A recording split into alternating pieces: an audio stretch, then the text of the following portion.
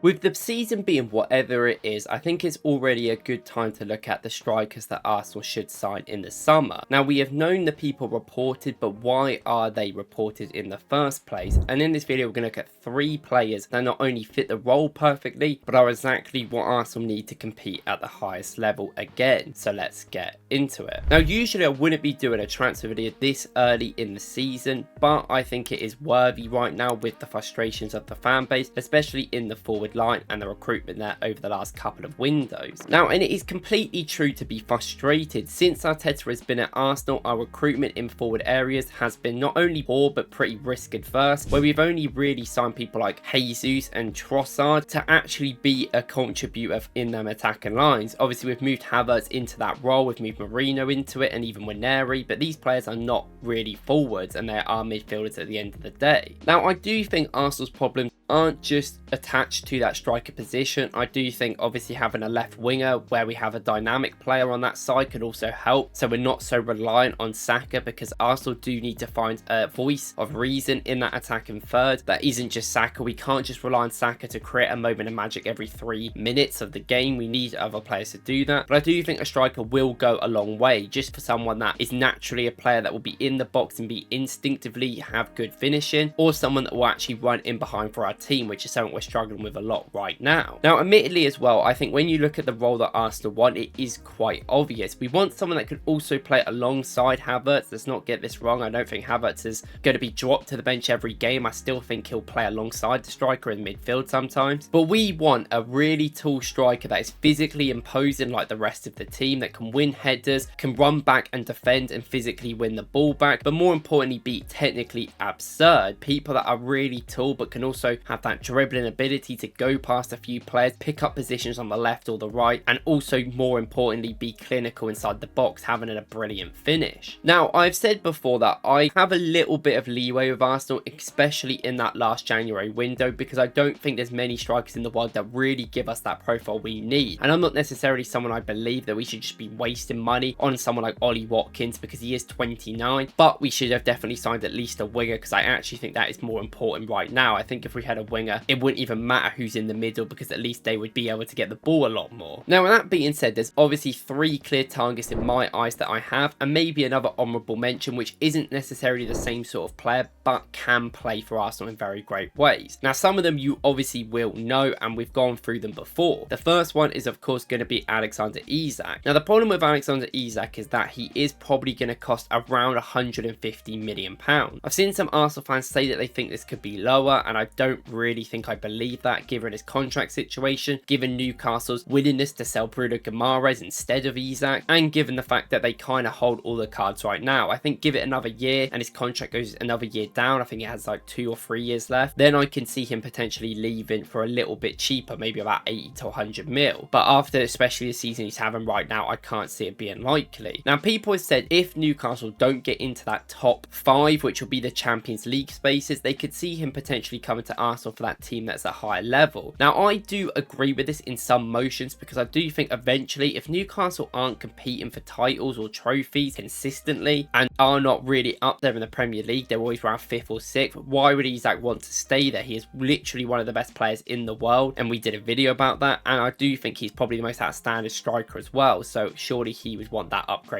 anyway. Now, while the money is difficult, and I do think it will cost way too much to get him because we have other positions we need to sort out, he's undoubtedly an incredible player, someone that can hold up the ball brilliantly. And what I've actually liked to see from him in that Newcastle side is that he actually off the ball plays in that left wing position. This allows their dribblers to get into the centre a little bit more, and they're more running behind players, because he can do that, but I do think he likes coming deeper as well, and it gives Isak a lot of space out there. He is incredible at dribbling on that left hand side as well. He's got a brilliant awareness and hold up play where he can send people through, but he also can just take players on. As much as he is incredibly tall, he is just so good with his feet, and his technical ability is off the charts. He can easily step over, go past players, and he's strong enough to hold his own against anyone in the defence. And combine that with the fact he's got so much pace and he's so decisive in these moments, it makes him an incredible player, which is very unique. Now that's not the only thing that he does. He obviously has this brilliant ability within the box, and when running into channels to stay on side, he always stays on side nearly. It's incredible, and he is just so composed in the final third. The amount of power he gets behind them shots is incredible. You saw it against us that even with a half a chance of space, he can lash a ball from anywhere that will go in nearly into the net. It's a very much like Woklz. It's one of Woklz's outstanding features that Isak just has as one of his many. And as an out and out striker, finishing wise, movement wise, he is incredible. I mean, you look at some of the stats that he has: shot creating actions over 3 a game, 0.2 assists per game, 0.75 non-penalty goals expected per game. Do you know how good that is? That is genuinely one of the best strikers you're going to get. Not only that, he does everything else. He's progressive, he can run deeper, he's very fast, he's brilliant at letting the wingers go in behind, which could be a brilliant thing as well for people like Sesko, and hopefully we buy another left winger. And that's all encompassed by the fact that he is incredibly tall as well. 6'3", he wins headers in the box, he is determined. He isn't the best player in the air, I think, and although he has scored some few headers where people don't mark him, he's going to score open goals. He isn't someone that is necessarily going to be a power header. He's not got that physical power from when he actually heads the ball, but he is very composed and can always head the ball down and it goes in. Obviously, he would be the dream for Arsenal and has been talked about for Arsenal for a very long time, but Liverpool are linked. I think other teams obviously will want him, but I don't know how much money that Newcastle are going to want, and I think that overall makes him the #1 target, but probably unlikely given the fact Zubimendi, a left winger, potentially another midfielder or left back, could be the sort of other players that we get in, which is very interesting. The second option is obviously going to be someone we spoke about as well, Benjamin Sesko. Now, Sesko is a very interesting person because at his age of 21, I do think sometimes people misprofile him a little bit. Now, he is 6'5", he's an incredible big guy, but he's not amazing in the air. Yet again, he's got that lanky build where he sometimes gets pushed off the ball a little bit, pushed up in the air, and sometimes it is a little bit easy to get at him. Now, I have seen a few times now where I've watched a lot of his games where he is a brilliant person to head the ball on. This is one of them reasons why Arsenal want these tall players, not only to be effective in the box, but when we do our long ball tactic, which David Raya does launch the ball a lot compared to other goalkeepers, you see Havertz go down the right hand side and head the ball on, which gets us up the field. It's one of our reasons and ways we can kind of play through presses, because we're not necessarily that short passing team we used to be anymore. We don't take them risks, and a lot of the time we just boot the ball up the field, countering any press that could happen. Now, Sesko can definitely do this, I think, into a great level. Obviously, like I said, he can be a little bit pushed out of balance, which you would want to get a little bit better. But at the age of Sesko is 21, he also is an incredible shot striking ability. Now, that is one of the main things with him. He has this ability that even when he's having a bad game, to have an incredible shot from literally anywhere, especially from outside the box. He has some incredible goals. I would recommend going to watch them, where he could just absolutely smash the ball into the top corner or anywhere in the net. Now, this is something Arsenal just do not have. We don't have that X factor. We don't have that person other than Bukayo Saka who can actually just take the game by the scruff of the neck and shoot from anywhere and it goes in. This is one of the reasons I think we were linked with Vlahovic, who isn't very good at anything else, but he's good at heading the ball in the box and he's great from shooting from long range. So I do think that kind of saves him, and that's probably why we wanted to sign these sort of players in the first place. Now, Sesko's had a decent season in Germany, 0.59 goals per 90 and 0.19 assists, so he is really contributing. But when you watch his games, I think it paints a little bit of a bigger picture. He is still someone that misses chances. He's very wasteful in the box sometimes. He snatches at things and makes some kind of weird decisions, I think, going into different motions. And his shot selection is very much regarded in that power shot technique. When he gets his laces through the ball, he is incredible and can score from every metric. But the problem is that he isn't very good at shooting from different types of shots. One that will be notable for a lot of you is that sort of finesse curling effort. In the Euros, obviously he was one-on-one against Portugal to send Portugal out for Slovenia, and he missed it because he side-footed it and it was a pretty easy save by Diogo Costa. Now, this is something he is still struggling with. If it's not a power shot or not a laces through it shot, he just doesn't really get the power or the technique or the precision to actually a lot of the time get the ball in. Now, the thing is with him, he is only 21 and this can be developed, which is obviously something you want to develop in the future. And I think he has a base enough level where he has a good enough shot technique, he has good enough movement in the box, he is big enough, and more importantly, he can come back deeper and work with players. Not as much as I think some of the other players we're going to talk about, but he has done that a little bit more, and I think that is more of a Leipzig thing than necessarily his fault, because he's got to sit on that last line. Works very hard defensively, has good clearances, he wins a lot of aerials per game, but there's always a worry, I think. He is one of my favourite players, and I think that he would be really great for Arsenal, but he isn't going to be hitting the ground 1 time probably straight away. He'll probably score around 9 to 10 goals in his first season, maybe, given minutes he might get, and he's still going to be that project player. And his stats at 10 goals and 4 assists in 22 games this season is pretty decent. He's got 4 and 8 in the Champions League as well, but it's not exactly amazing compared to some players that have come from Leipzig in the past, such as Hugo, such as Timo Werner, who obviously were a lot older, but we have seen how they've sort of acclimatized to the Prem, not brilliantly, so that's always a thing to worry about Bundesliga players and Leipzig players specifically, who sometimes their attacking numbers are a little bit bloated because of the league and how these teams defend. Now, money-wise, I think Sesko is definitely a possible outcome. The money that Leipzig wants for some reason keeps going up and up and up apparently, but apparently they do have a sort of gentleman's agreement for around 58 mil, I think it is, or 60 mil in the summer, and we've obviously done a lot of groundwork when speaking to him. I think we're still speaking to him now, so I think if we can't get Isak, we're going to go straight to Sesko anyway, where there will be teams linked with him because Chelsea are linked with anyone that exists, but I think maybe given that we should be able to get him. And also we've given him that extra year at Leipzig, which I wasn't the happiest about personally, because Leipzig are awful and I watch them a lot, and I just don't really think that what they're competing for matters that much. I think they have other strikers like Openda who they could just play without Sesko, but it's definitely something interesting to think about. But I would give Sesko time if he is to join. That's why, in my opinion, you need to sign that lights out winger or midfielder, and then maybe your striking can be a little bit more of a project for Arsenal. Now, the third player I'm going to pick is someone I've not spoken about on camera too much, but it's someone I really do like, and I've spoken about him on Twitter, so go and follow me there. Is Hugo Ekitike from Frankfurt. Now, Hugo Ekitike has been one player that I've loved for a very long time. Come through at PSG yet again, another player thrown out by them like they do with all their youngsters, and he found himself in the Bundesliga like we see a lot of many players do. Now, Ekitike fits the role that we want. He's 6'3", yet again, very tall guy, and he is physical but very good technically, being able to carry the ball, I think, very importantly, but his dribbling is amazing. One-on-one, he can take anyone on and use that strength to get past them, but honestly, the ball just glues to him a lot of the time. I think a little bit more than it does Sesko, who sometimes the ball bounces off of, but I think Ekitike is one of them players that you can really much prefer in them passing metric. And that is the thing, when this guy plays, I think compared to Sesko, he's a year older, he's 23 years old. His passing level is incredible, and when he actually comes a lot deeper for Frankfurt. When Marmoush was there, Ekitike would come deeper, they kind of bait people in, and then Marmoush would go in behind, a little bit like you see at Man City now. And Ekitike has got a very good passing level, he has good pass completion, and does make decent amount of progressive passes, but it's that carrying that is that real amazing thing. He can bring the ball very quickly from deep, running past players, and they just can't get the ball off him, which is such a massive thing that Arsenal need. We need more runners in there, we need more players to help. Like, I wouldn't necessarily want our striker to do that all the time, but if no one else is going to do it, and we're going to considerably stick with this midfield of Zubimendi, Rice and Odegaard, then it's going to happen by someone, and I don't mind Ekitike doing that because he can. Now, unlike the two other people we've spoken about, he has actually underscored his XG this season. Sesko is a little bit ahead of his, I think by 3.5 goals. Isak is ahead of his by 4, even though it's so high anyway. And actually, Hugo Ekitike's XG is around about the same as Isak within the league, but he's only scored 12 goals and got 3 assists. It's very much definitely a different level. Now, this is probably because Ekitike is more of a player that is going to shoot from inside the box. Unlike Isak and Sesko, who are going to have these long range efforts, which Ekitike does sometimes, but not often. Ekitike is more that person that is waiting for other players to shoot from at the edge of the box, and he is the one in the box being aware to it. Very much like Jesus in that sense, he's very much great and efficient in the box, and although he's got less than his XG, at his age he can still be improved, and he's so young still, he would fit right in with that sort of model. And saying that, he still has 12 goals this season with 3 assists, and since Marmoush left, he has been scoring a lot more. Marmoush was that main man for the team, and since he left last month, it's actually been a lot more Ekitike who has been stepping up. His awareness in the box is brilliant. I think his physical level is a lot more better than Sesko. He seems a lot more aware of keeping the ball, being able to sort of hold his own in that regard, and in my opinion, he's definitely a much more better link-up player than Sesko, and I think what Isak will be, because I do think he's so young, he's still developing, than the other players. He's much better at setting people up as well than necessarily scoring. You know, he's only got 3 assists this season, but there's a lot of goals that Frankfurt has scored, but he's done that pre-assist before it, and at 0.22 assists per 90, that's a decent enough level, I think, with the expected being around there as well. At 0.57 expected goals per 90, that is a good level, not elite at the moment, but something that could could be definitely improved on, but he is my third option because he is in a lower league that do give up a lot of chances. Now, Ekitike is definitely an interesting option because Frankfurt want 65 mil, 70 mil for him, and personally I don't think he's worth that much, but I think I understand why, because they just sold Marmoush, so they want to keep their other star, which makes sense. But him from a year ago to now has shown a lot of progression. A year ago he had that dribbling ability, had that sort of pace, but he wasn't very refined within the box. He wasn't a great finisher, struggled in the air, which I still think isn't his best thing, but he's okay in the air in my opinion, and he is tall enough where you can improve it like Sesko, so it's not really too much of a worry. And he wasn't really strong and demanding in the box, but now he is. He makes the best movements possible, he's quite efficient in the box, and he gets into the end of great chances. He will get in there a lot of the time, and sometimes I think we need that. Now, he is raw, and 60 mil is not great for a raw player, but that's sort of the price that especially strikers cost, because he could be incredible in the next few years. And I think Ekitike has a lot of promise in the future, but I can see why Arsenal would probably want to get Sesko because he is taller, probably has a better physical shot on him while not being necessarily efficient in the box and not being a better dribbler. But Ekitike might be a better passer, but it kind of depends what Arteta wants, and I think that either of them should be gettable, but I think Sesko's the one, maybe 10 million more, that he would probably want to get because of that age and the profile we spoke about. Now, realistically, I think these are the only three people that fit the role and the team that we want to get into that next level. And unfortunately, with people like Sesko and Ekitike, they are a little bit raw. They're not going to be necessarily refined right yet, but they have the natural ability to be really good and already have